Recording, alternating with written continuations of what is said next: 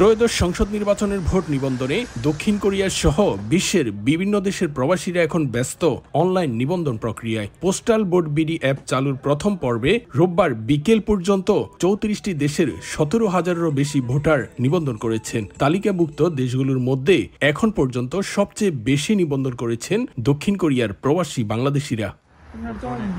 Online নিবন্ধনে নিজের তথ্য যাচাই করে নিশ্চিত হতে অনেকেই পরস্পরকে সাহায্য করছেন। পাশাপাশি কোরিয়ায় বিভিন্ন কমিউনিটিগুলো নিবন্ধনের সহযোগিতামূলক কার্যক্রম চালাতেও দেখা যায়। ভোটার নিবন্ধনে নাম উঠতেই প্রবাসীদের মধ্যে তৈরি হয়েছে এক নতুন উচ্ছ্বাস। অনেকে জানাচ্ছেন জীবনের প্রথম ভোট দেওয়ার সুযোগ পেয়ে গর্বিত, তাই এবার বিদেশেই ভোট দেওয়ার সুযোগ তাদের কাছে এক নতুন অধ্যায়। পোস্টাল ব্যালটের মাধ্যমে প্রবাসীদের যে ভোটাধিকার প্রয়োগ করার যে সুযোগ ইন্টারিম গভর্নমেন্ট করে দিয়েছে, এটার জন্য আসলে সত্যি আমরা আনন্দিত এবং প্রবাসীদের পক্ষ থেকে আমরা ইন্টারিম গভর্নমেন্টকে ধন্যবাদ জানাচ্ছি। জীবনে প্রথমবার প্রবাসে বসে নিজের মূল্যবান ভোট দেওয়ার জন্য রেজিস্ট্রেশন সম্পন্ন করেছি। জীবনের এই প্রথম ভোট দেওয়ার জন্য নিবন্ধন করেছি। শুধুমাত্র সিটি ব্যাংকে অ্যাকাউন্ট থাকলেই করতে পারবেন গুগল পে, তাই অ্যাকাউন্ট খুলুন আজই।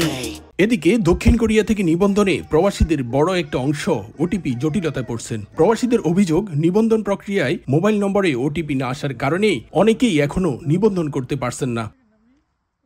আমি গতকালকে রাত থেকে ট্রাই করতেছিলাম, তো কোনোভাবেই ওটিপি আসতেছিল না। তো আজকে আমি অফিসে যোগাযোগ করলাম, তো তারা বলতেছে যে চেষ্টা করবে।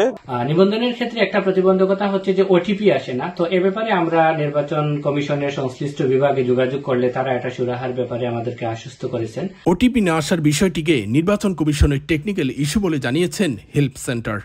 টেকনিক্যাল ইস্যু, এটার কাজ চলছে।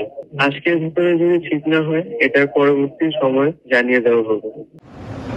রোববার মধ্যরাতে নিবন্ধন শেষ হওয়ার কথা থাকলেও নানা জটিলতার কারণে আরও 5 দিন অর্থাৎ 28 নভেম্বর পর্যন্ত নিবন্ধনের সময় বাড়িয়েছে নির্বাচন কমিশন। দীর্ঘ প্রবাস জীবনে ব্যস্ততার মধ্যেও নিজ দেশের প্রতি দায়বদ্ধতা ও ভালোবাসা ভুলে যাননি প্রবাসীরা। তাই প্রথমবারের মতো বিদেশের মাটিতে বসে ভোটার নিবন্ধন করে জীবনের প্রথম ভোট দিতে মুখিয়ে আছেন তারা। নির্বাচনকে ঘিরে প্রবাসীদের একটাই প্রত্যাশা, একটি সুষ্ঠু, শান্তিপূর্ণ ও গ্রহণযোগ্য নির্বাচন। তারা বিশ্বাস করেন তাদের ভোট দেশের গণতন্ত্রকে আরো শক্তিশালী করবে। দক্ষিণ কোরিয়া থেকে মোহাম্মদ হানিফ, সময় সংবাদ।